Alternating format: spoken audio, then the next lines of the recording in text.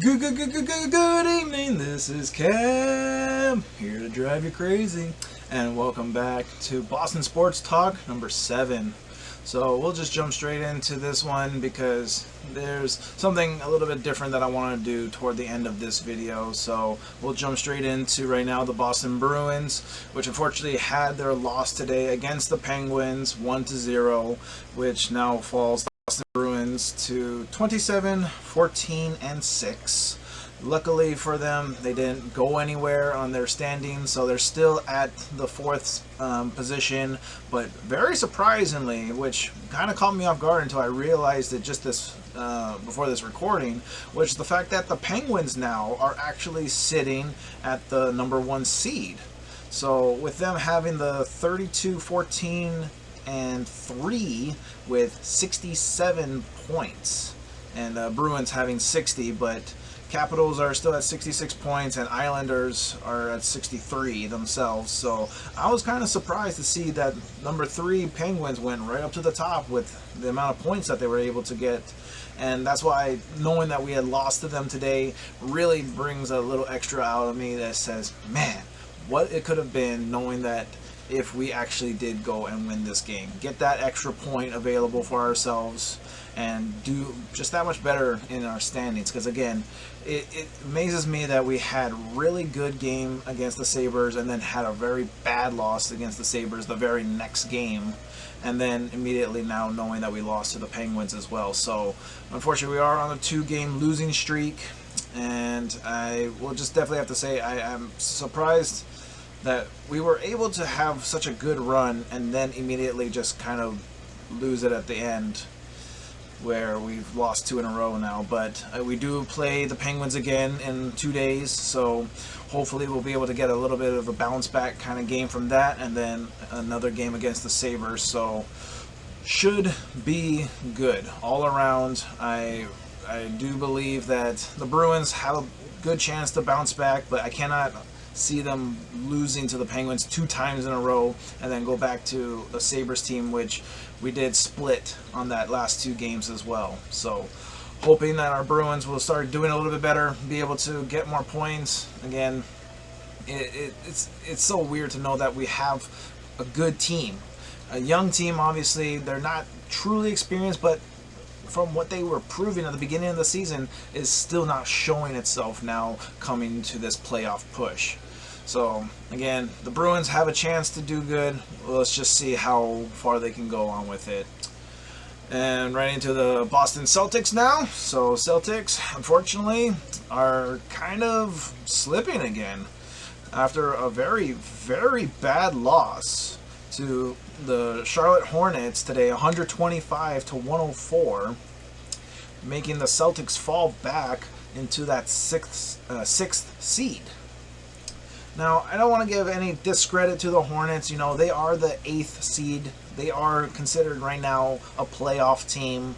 But at the exact same time, that's not the kind of teams that you should be losing to, which is something I've been saying over and over, which is the fact that they just don't show the consistency. They had a great 6-game win streak and now have gone off and lost their last 3. And one of them obviously was to the Nets, who is the number 1 seed right now. And that one came down to a, last minute free throws to really just say, okay, this game is too far out of reach now. But at the exact same time, you always show that there's a reason that you could be in this game. Now, the one thing I kind of didn't mention from before was the fact that Robert Williams III, who was one of our up-and-coming centers, has been out for the heavy majority of these last couple of games, and which has made the record right now for their last 6 games 3-3. But when they had him as a starter, they were 8-2. So it just shows that it takes one person being out of the rotation and having to refigure out who you need to have in that rotation to actually be able to pursue on and be able to continue on with making sure that gameplay goes, because obviously we still have a lot of the new faces that we got during trades and all that, but at the exact same time if they're not gelling as well as they should be, it's hard to have them working into the rotation. Next couple of games are going to be very interesting games because we have the Thunder next in 2 days as well as the Hornets again right after that. So those next 2 games are definitely going to be games where we need to show ourselves to say, hey, we can go in and go up against a team like the Thunder and try to go and show that this one game against the Hornets was not just a fluke. So we still have quite a ways away to get at least to the 5th seed right now, because the only team that's above us right now is going to be the Hawks and the Knicks by 2 games each. So we can get on a little bit of a roll and we can find our way to get back into it. Hopefully we can show that we're able to push up and try to at least get for that 4th seed, and that way we can hopefully get a home playoff push by that point. Very next point that I want to get into right now, the Boston Red Sox. And of course, after a good win today against a really good Seattle Mariners team at 5-3, puts the Red Sox at 14-9, still number 1 in their Eastern Conference. And I'm pretty excited to know that we still are doing good, but from the last video that I posted, we have gone more of a half and half. The White Sox series was really a split series. The Mariners was, a very scary series as far as I was concerned, because they looked like they had a great chance to take this series. But at the exact same time, we can show that we can be very diligent. We were able to put up 4 runs in the first inning, and that really helped make sure that we were ahead of this game the entire time, because again, one of the biggest questions is still our relief pitching, because we were able to have Eduardo Rodriguez on the mound today, and he has just been that dominating force for us. He made his own comments to say, he doesn't see himself as an ace for the team. He just sees as a pitcher that goes out there and performs, and that's exactly the best way that anyone should be, when they are doing as good as what Erod is doing for us. So happy to know that he's contributing the best way that he can, and luckily to know that ever since that first Baltimore series, we've either tied out the series or won the series. So next series that we will be going up against is going to be the Mets. We have the day off for tomorrow. So again, there's just basically no sports for us tomorrow. No Celtics, no Bruins, no Red Sox. So it's a sports-free day tomorrow. My wife will be happy about that. But continuing on to say, finally, the New England Patriots. And this is going to be kind of a different thing. I know I made the mention of it last week that it's going to be more about, the draft, which is going to be in a couple of days from now. But one thing I never really had too much of an opinion upon, which is something I've never done before, is a mock draft. And I don't want to go too in depth about it because, the one thing I don't like about mock drafts is it's usually never correct until it's actually unfolding. They can make a guess to say, we've already discussed that, if Trevor Lawrence isn't going to be the number 1 pick, then what's going on.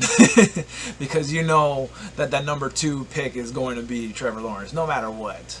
It's going to be one of those surprises, or it's going to be one of those, well, obviously that's going to happen.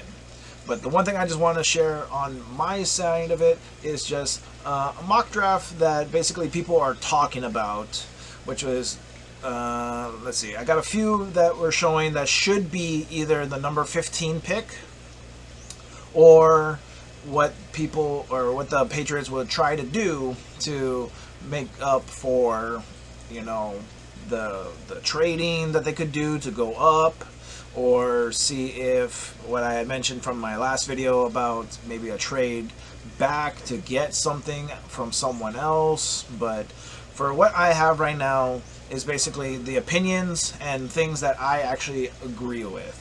So the first one was brought up was Jalen Waddle, wide receiver of Alabama. And one of the biggest reasons why they were talking about this guy is because they see him being that new slot receiver guy that could be replacing Julian Edelman, who had retired. And that was one of those videos that I was going to make about Julian Edelman, but at the same time, he was basically my favorite player before, the retirement. There was no one else really on the team that I could just say he was that guy. For me, it was Troy Brown from the beginning to Ty Law, Mike Vrabel, Teddy Bruschi, and then after a little bit of time, they were kind of just, slowly retiring away. It became Randy Moss for a while, and then the years following, it became Gronkowski and Julian Edelman. Now, obviously, I don't mention Tom Brady, but that's because of the fact that Tom Brady is the quarterback. You always will love the quarterback, no matter what.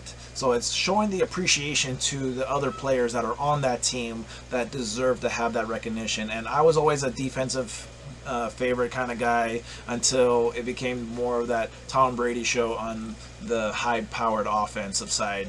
That really made me start going again from like Ty Law to Mike Vrabel, Teddy Bruschi, and on and so forth, until it went into Randy Moss, Julian Edelman, Rob Gronkowski. So, to that, again, sorry for the little drag out, but Waddle as a wide receiver from Alabama would be a great pickup for us. He has the speed, he has the ability to be a good route runner like how Edelman was for us, and is a speedster as well in its own right. So I do believe that would be a great pickup for us. Some of the other ones that I see right now is going to be obviously just quarterbacks. If we don't choose to trade up to try and get Justin Fields, a lot of people are still thinking maybe Mac Jones would still become an available guy for us. And Mac Jones, again, for Alabama, had kind of a bad pro day. And, some of the videos that I've seen where he had, missed some of his open targets, he overthrew them, made the runner have to really go out in its way to try and make sure that that pass was going to be caught instead of having it more accurate. And it just shows that it could be a good choice if he works on the accuracy. And there are points where you've seen it in his games, in the actual gameplay, that you could see, that he was very accurate to hit his wide receivers in stride. But if you don't really prove that to Bill Belichick, there's not that much of a great opportunity for you to be picked. Just saying. One of the other guys who I never really put a lot of attention into until I was looking up a little bit on his highlights, which was Trey Lance, the quarterback from North Dakota State.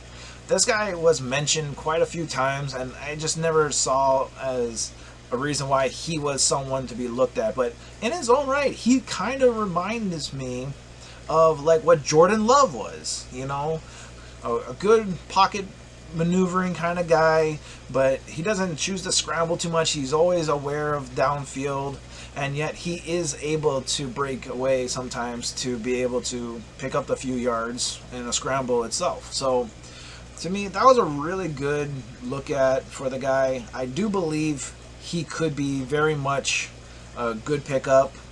One other guy that I just wanted to bring up is the Devontae Smith, who is also the wide receiver from Alabama. Obviously, there's a lot of looks when it comes to Alabama. I'm surprised there's not that many people who's looking more toward the Clemson players. But at the same time, it's Alabama, so you always know that there's going to be quality players that are going to be coming out from there. But having to really prove themselves is one of the biggest things as well. Sorry, N'Keal Harry. You were picked first for us, and unfortunately, just like how a lot of people say, Bill Belichick hasn't been the greatest guy when it's coming to the draft. But at the exact same time, there's all these articles that saying, since we did a great job in our free agency, we don't need to do anything truly fancy, nothing too over the top when it comes to this NFL draft. Just get the essentials, get the things that are necessary. We do have Cam Newton until the end of the year, and we'll see what kind of quarterbacks we can pick up from that point. Thank you very much again for watching my sports talk. Leave a like if you enjoyed it, hit subscribe for more content, and leave a comment in case you want to just share anything with me. My name is Cab, and I am here to drive you crazy.